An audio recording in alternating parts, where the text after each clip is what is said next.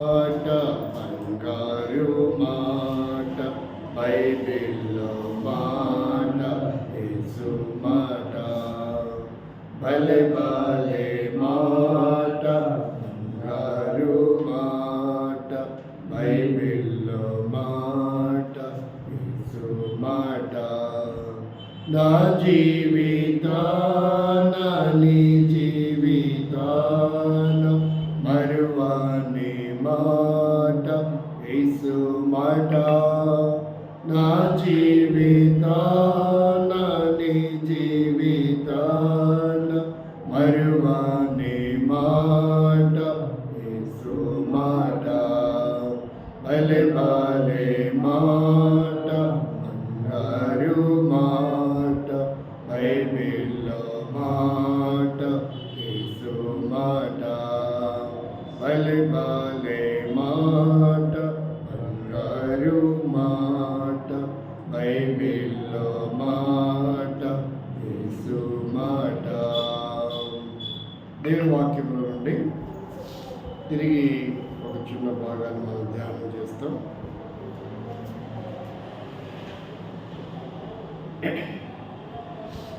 యెహెజ్కేలు గ్రంథం 20వ అధ్యాయము 13వ వచనం. యెహెజ్కేలు గ్రంథం 20వ అధ్యాయము 13వ వచనం.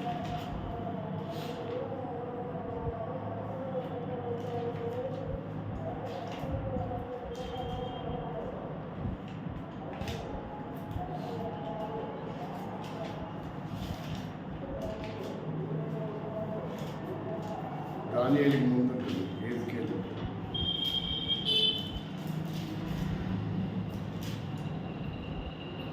పదమూడవ అధ్యాయం 20వ అధ్యాయం 13వ వచనం.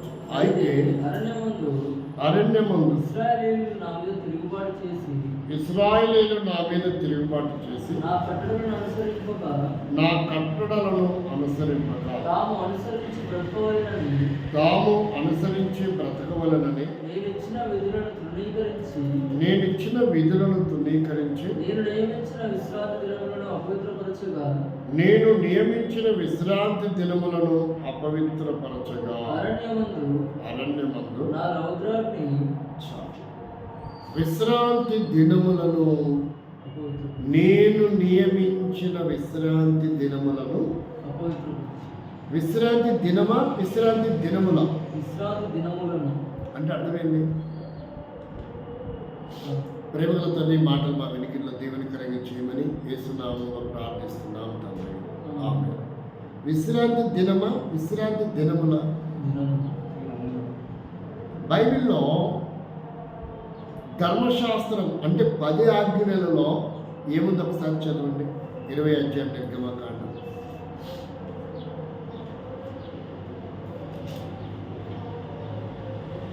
పైన 8వ వచనం 7వ వచనం అక్కడ ఉంటుంది.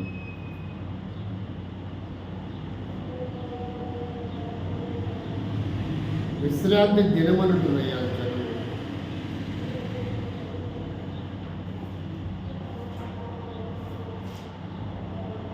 4వ వచనం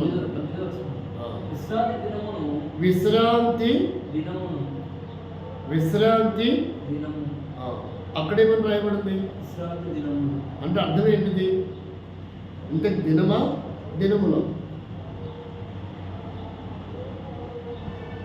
దినములో చూసారా ఎలా కాంట్రవర్సల్ లాగుంటాయి పదాలు. కానీ దాన్ని మనం సమగ్రవంతంగా అర్థం చేసుకోవాలి. దాన్ని సమగ్రవంతంగా అర్థం చేసుకోవాలి. ఇప్పుడు దినము అనే ఏకవచనమా బహువచనమా? కొలస్సీ పత్రిక 2వ అధ్యాయము 16వ వచనం దగ్గరికి వెళ్ళాలి. కొలస్సీ పత్రిక 2వ అధ్యాయము 16వ వచనం.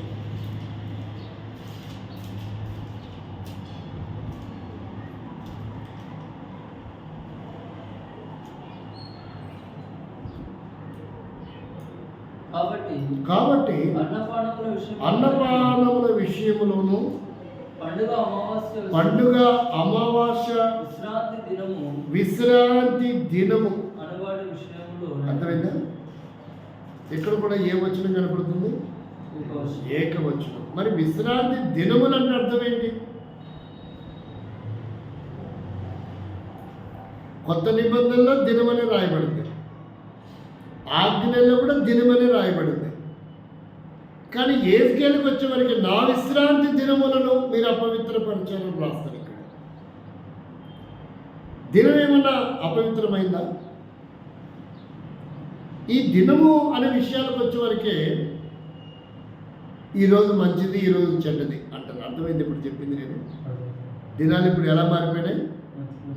మంచి దినాల, చెడ్డ దినాల. చూసారు ఎట్లా ఉందో చిత్రం? ఇవన్నీ బైబిల్ నుంచి వచ్చాయి. దేవుడు కలగజేసిన ప్రతి దినము ఏమని చెప్పాడు? మంచిది అని చెప్పాడు. మరి చెడ్డ దినం ఎక్కడి నుంచి వచ్చింది? ఆదివారం నుంచి శనివారం వరకు ప్రతి దినము మంచిదే.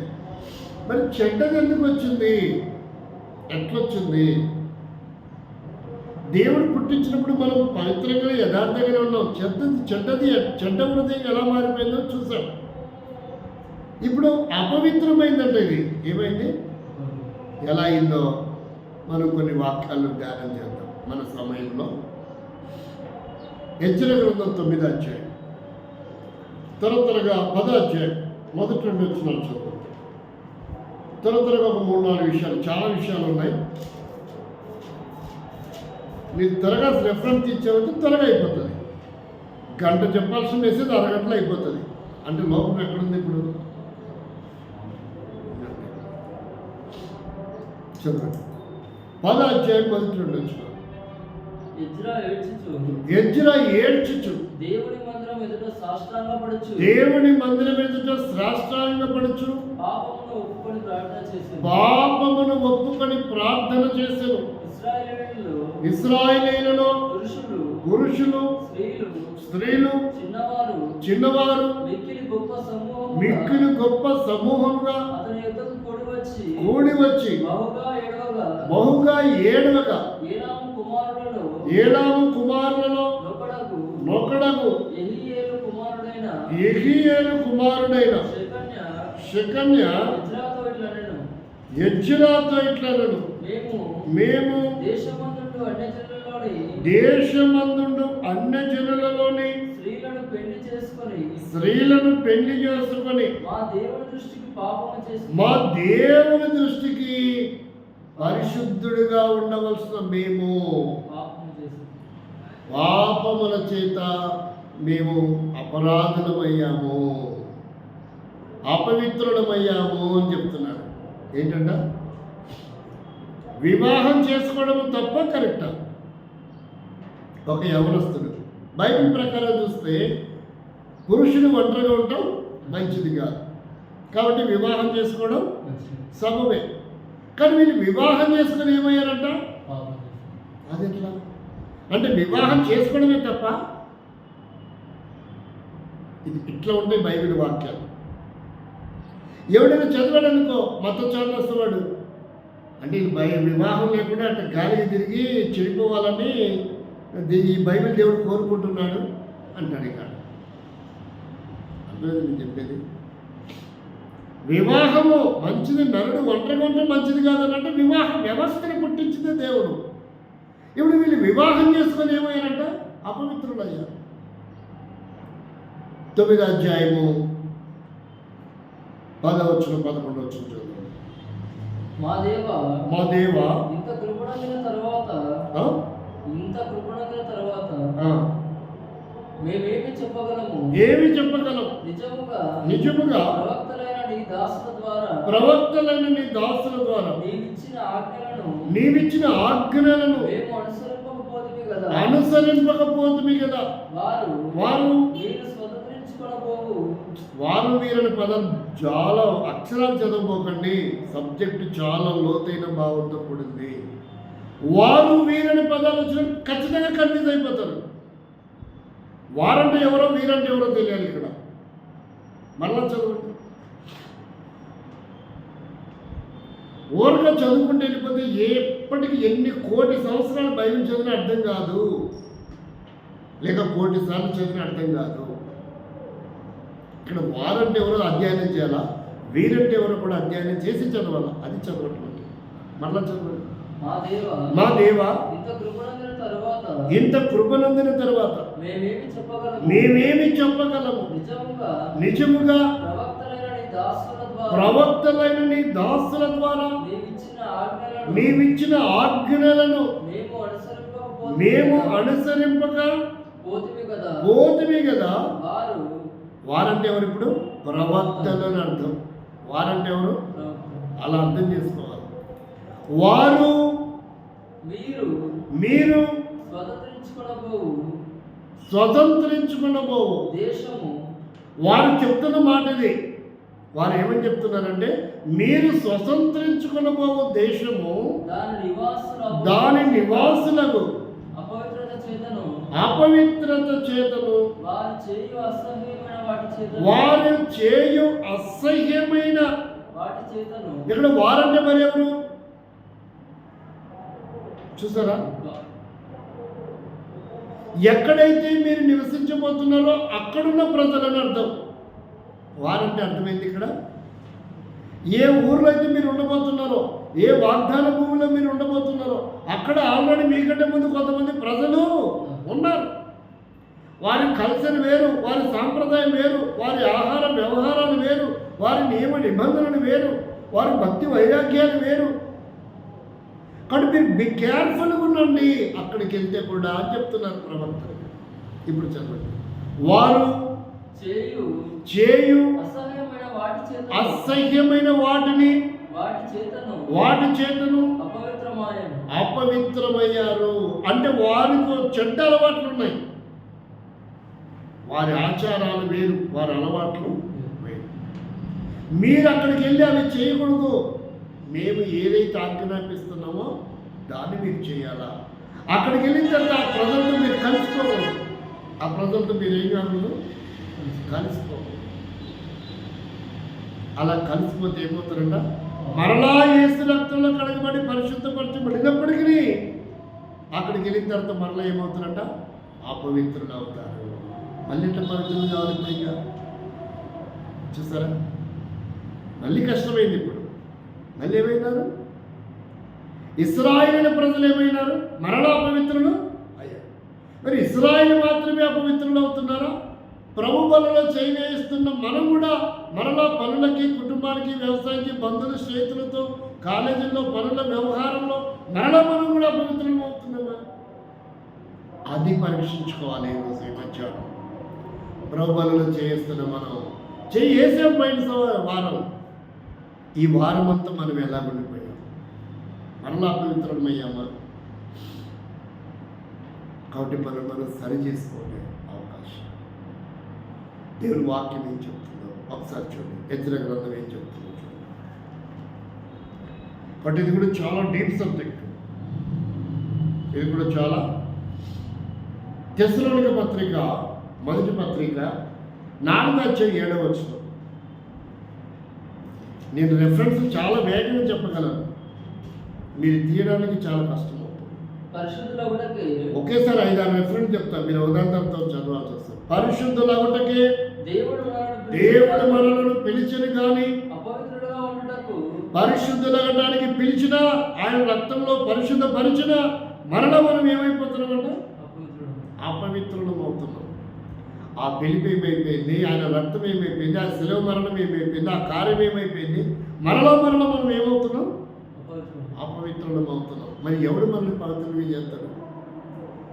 ప్రార్థన చేసుకోవడం, పశ్చాత్తాపడడం, తీర్మానం చేసుకోవడం, ఒడంబడిక చేసుకోవడం, బలలో చేయవేయడం, మళ్ళీ యథారాజ తాజా ప్రజ మరలా అన్ని రకాలుగా ఏమైపోతున్నాం, అపవిత్రం.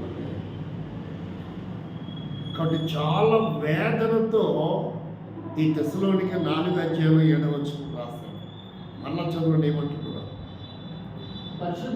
పరిశుద్ధులగుటకే దేవుడు మనల్ని పిలిచను కానీ అపవిత్రులుగా ఉండడానికి పిలవలేదు. కాబట్టి ఉపేక్షించువాడు ఉపేక్షింపడు కానీ మీకు తన పరిశుద్ధాత్మను అనుగ్రహించిన దేవునికి ఉపేక్షించున్నాడు. దేవుణ్ణే విడిచిపెడుతున్నారంట. దేవుని విడిచిపెట్టి, దేవుని సన్నిధిని విడిచిపెట్టి, దేవుని కార్యాలను విడిచిపెట్టి, దేవుని ప్రార్థన విడిచిపెట్టి, దేవుని ఆరాధన విడిచిపెట్టి, దేవుని క్రమాన్ని విడిచిపెట్టి, వాక్యాన్ని విడిచిపెట్టి ఏమైపోతున్నారు? మరలా వీళ్ళు అపవిత్రులుగా మారిపోతున్నారు. ఇశ్రాయేలు ప్రజలకు సంభవించింది, అలాగే మనం కూడా ఉన్నాం ఈ మధ్యాహ్నం. అందుకే దేవుడు మనల్ని హెచ్చరిస్తున్నాడు. మనం ఎలా ఉంటున్నాం? వారమంతా ఏమేం మాట్లాడుతున్నాం, ఏమేం తింటూ వచ్చాం, ఎక్కడెక్కడ గడిపాం, ఏం మాట్లాడాం. కాబట్టి మనం ఏం కాకూడదంట, ఇక మరలా అపవిత్రులం కాకూడదు, ప్రభు వరకు నిలబడాలి. నెహెమ్యా గ్రంథం 10వ అధ్యాయము 27-28 వచనాలు చదివితే, నెహెమ్యా గ్రంథం 10వ అధ్యాయం 27-28 వచనాలు. అయితే జనులలో మిగిలిన వారు అనగా దేవుని ధర్మశాస్త్రములకు విధేయులగునట్లు దేశపు జనులలో ఉండకుండగా తమను తాము వేరుపరుచుకున్న యాజకులు, లేవీలు, ద్వారపాలకులు, గాయకులు, ఇతనీయులు అందరూ దేవుని దాసుడైన మోషే ద్వారా నియమింపబడిన దేవుని ధర్మశాస్త్రమును అనుసరించి నడుచుకొనొచ్చు. దేవుని ధర్మశాస్త్రము అనుసరించి నడుచుకుంటే మనం పవిత్రులం అవుతాం. వాటిని ఉల్లంఘించామా మళ్ళీ ఏమైపోతాం? మరలా అపవిత్రులం అవుతాం. మరలా ఏమైపోతాం? అపవిత్రులు. 30 వచ్చింది చదవండి, ఏం రాయబడిందో. నెహెమ్యా 10వ అధ్యాయం 30 వచ్చు. మరియు మేము దేశపు జనులకు మా కుమార్తెలను ఇయ్యకయు వారి కుమార్తెలను మా కుమార్తెలకు పుచ్చుకొనకయు ఉందుమని దేశపు జనులు విశ్రాంతి దినమందు ఏంటంట? అమ్మకపు వస్తువులు కానీ భోజన పదార్థములే కానీ అమ్ముటకు తెచ్చిన ఎడల విశ్రాంతి దినము కానీ పరిశుద్ధ దినములో కానీ వాటిని కొనకుందుమనియు అంటే ఏమవుతారు? మరలా అపవిత్రులు. చూసారా? అంటే ఈరోజు మనం చేయాల్సిన పని ఏంటి, చేయకూడని పని ఏంటి? ఇశ్రాయేలుకు ఉన్న అలవాటు ఏంటంటే, వారు దేవుని సన్నిధిలో కూడుకునే దినం పేరు ఏం పేరు పెట్టారు? విశ్రాంతి దినం. ఆ రోజు వంట కూడా చేసుకోకూడదు అంటారు. ఏం చేయకూడదు? వంట చేయకూడదు, బరువులు మోయకూడదు, ఊరు దాటిపోకూడదు, ఏ పనికి వెళ్ళకూడదు. ఉన్నాయి మనకు ఆ నియమాలు. అంటే అవి చేస్తే వాళ్ళు ఏమైనట్టు? ఆ నియమాలు మనకుంటే మనం వేసుకుని నమ్మలేము. మనకంటే చాలా బెటర్ వాళ్ళు. వంట కూడా చేసుకోలేదంట వాళ్ళు, పొయ్యి కూడా వెలిగించుకోలేదు. నిన్న వచ్చింది నిన్ననే ఈరోజు తిన్నారు తప్ప మళ్ళీ వంట, టీ, కాఫీ కూడా వాళ్ళు ఏమి కలుపుకోలేదు. మనకంటే చాలా గ్రేట్ వాళ్ళు. మనం ఎన్ని పెట్టుకుంటామో. ఒక 2 చదవండి, నేను ముగిస్తాం, టైం అయిపోయింది. లేవియా కాండం 19వ అధ్యాయం 23వ వచనం, 31వ వచనం, 20వ అధ్యాయం 5వ వచనం. మీరు ఆ దేశములకు వచ్చి ఆహారమునకై నానా విధములైన చెట్లను నాటినప్పుడు వాటి పండ్లను పండ్లు కూడా ఏమైపోవాలంట? చూస్తారా? అంటే వాళ్ళ నియమాలు ఎలా ఉన్నాయో చూడండి. పండ్లు ఆరోగ్యానికి మంచిదే కాదా? కానీ పండ్లు కూడా ఎలా తీసుకోవాలంటారు? అపవిత్రమైన పండ్లు తింటే వీళ్ళేమైపోతారు? అపవిత్రులు అవుతారు. అంటే పండ్లు కూడా తినదు. వాళ్ళ నియమాలు అట్టున్నాయి. 35 చదవండి. కర్ణపిశాచి గల వారిని అంటే సోద చెప్పించుకోకూడదు. ఈరోజు మంచి రోజా చెడ్డ రోజా వెళ్ళొచ్చా వెళ్ళకూడదా అని అడగకూడదంట. ఒకవేళ అలా అడిగితే మళ్ళా అపవిత్రులు అవుతారు. అలా అడిగారనుకోండి మళ్ళీ ఏమైపోతారు. కాబట్టి ప్రభు వల్ల పరిశుద్ధమైన ప్రభువులలో అలాంటివి లోకాచారాల వల్ల మనం ఏం కాకూడదు, అపవిత్రులం కాకూడదు. ఏది పడుతుంది అన్ని పండ్లే, కానీ ఏ పండు పడితే ఆ పండు అన్ని రోజులు మంచివే. ఏది మంచిదో ఏది చెడ్డదో వాళ్ళ నీళ్ళను అడగడానికి వెళ్ళకూడదు. 28 అధ్యాయం 25 వచ్చింది. లేవేకాడు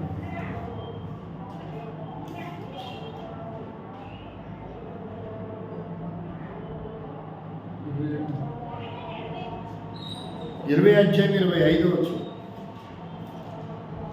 20 అధ్యాయము 25 వచ్చు. కావున మీరు పవిత్ర జంతువులకును అపవిత్ర జంతువులకును పవిత్ర పక్షులకును అపవిత్ర పక్షులను విభజన చేయాల. అపవిత్రమైనదని వేరు చేశాను.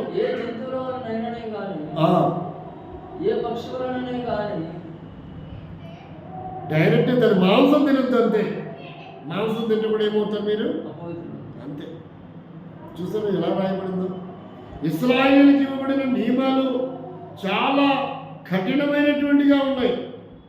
పండు తింటే అపవిత్రుడు, అక్కడికి పోయి అవి అడిగొస్తే అపవిత్రుడు. దేవుడు చెప్పిన మాంసం కాకుండా వేరే మాంసం తింటే అపవిత్రుడు. అర్థమవుతుంది నేను చెప్పేది. ఇవి మనం అడ్డమైన చెత్త అంతా తింటాం. మనం ఎట్లా పవిత్రులం అంటే దేవుడి వాక్యం చెప్తున్న మాట ఏంటంటే, లేవియా కాండంలో మనం చూస్తే, లేవియా కాండంలో 21 అధ్యాయం 6 వచనం, వారు తమ దేవునికి ప్రతిష్ఠితమైన వారుగా ఉండాల. కావున వారు దేవుని నామాన్ని కూడా మనం ఏం చేయకూడదు. చూడండి ఈ రూల్స్ మనకు వర్తిస్తాయా, వర్తించవా? ప్రభువులను చేవేస్తున్నప్పుడు ఇశ్రాయేలుకి మాత్రమే వర్తించాయా? మనకు కూడా వర్తిస్తాయి. మనకు కూడా దేవుని నామాన్ని ఎట్లా పడితే అట్లా పిలవు. కాబట్టి చిల్లిగా సరదాగా ఎగతాళిగా వాడుతున్నారు లేదా? 2 కొయ్యల మీద వేలాడదీయబడ్డాడు. నిన్ను నీవు రక్షించు, మమ్మల్ని కూడా రక్షించు. అసలు రక్షకుడివేనా? అర్థమవుతుందా లేదా? అది కూడా ఏంటంట ఆలోచన చదవండి. 21 అధ్యాయం. వారు తమ దేవునికి 12 వచ్చింది. సారీ, చివరిగా 12 వచ్చింది. దేవుని అభిషేక తైలము అనడి కిరీటముగా అభిషేక తైలము అనేడు కిరీటముగా అతని మీద ఉండును గనుక అతడు పరిశుద్ధ మందిరాన్ని విడిచి వెళ్ళరాదు. తన దేవుని పరిశుద్ధ మందిరమును అంటే దేవుని సన్నిధిని, మందిరాన్ని, సావాసాన్ని విడిచిపెడితే కూడా ఏమైపోతాం? అంతే. దేవుని మందిరానికి దూరం అయితే కూడా మనం అపవిత్రం అవుతాం. ఇన్ని రకాల అపవిత్రతలు కలిగి మనము ప్రభు బలలో చేయవేస్తే శాపగ్రస్తులం అవుతామా కాదా? కాబట్టి ఇప్పుడు మరి ఎలాగా మనం పరిశుద్ధులు పరచబడాలా అంటే, మనము తినే ఆహార పదార్థాల వల్ల అపవిత్రం కాకుండా కాపాడుకోవాలా. కొన్ని కార్యక్రమాలలో పాల్పొంపులు పొందకుండా మనం పవిత్రంగా కాపాడుకోవాలా. మాంసము, కొన్ని రకాల మాంసం తినకుండా మనం పవిత్రులుగా కాపాడుకోవాలా. కొన్ని రకాల వ్యక్తులను వివాహం చేసుకోకుండా మనం పవిత్రంగా కాపాడుకోవాలా. దేవుని నామాన్ని వ్యర్థంగా ఉచ్చరించకుండా మనం పవిత్రంగా కాపాడుకోవాలా. చివరిగా దేవుని మందిరాన్ని కూడా వెళ్ళకపోతే మనం ఏమవుతాం? అపవిత్రులు. దేవుని సన్నిధిని నిర్లక్ష్యం చేస్తాం, మనం అపవిత్రులు. తద్వారా మనకి రావాల్సిన ఆశీర్వాదాల కంటే రాకూడని కీడులే సంభవిస్తాయి. కాబట్టి మనమే పరిశుద్ధపరచుకోవాలంటే ఏం చేయాలంటే ఒకే ఒక్కటి చేయాలి. చాలా ఉన్నాయి, ఈరోజు ఒకటి చూద్దాం. అపోస్తలుల కార్యం 15వ అధ్యాయం.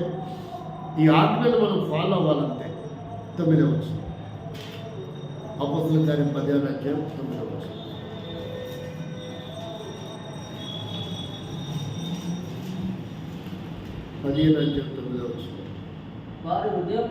వారి హృదయములను విశ్వాసం వలన పవిత్రపరచి. కాబట్టి విశ్వాసం అంటే వాక్య క్రమానికి లోపడతాయి సార్. వినటం వలన ఏం కలుగుతుంది? విశ్వాసం కలుగుతుంది. అంటే విశ్వాసం ద్వారా మన హృదయాన్ని మనం ఏం చేసుకుంటామంట? పవిత్రులుగా చేసుకుంటాం. అలాంటి అనుభవంలో మనం పరీక్షించుకొని పరిశోధించుకొని యోగ్యంగా ప్రభువులను చేయి వేస్తాం. ప్రేమల తండ్రి, మా వెనుకలో దేవుని కలిగించేయండి. మా ఊరు చుట్టుబడిన మీ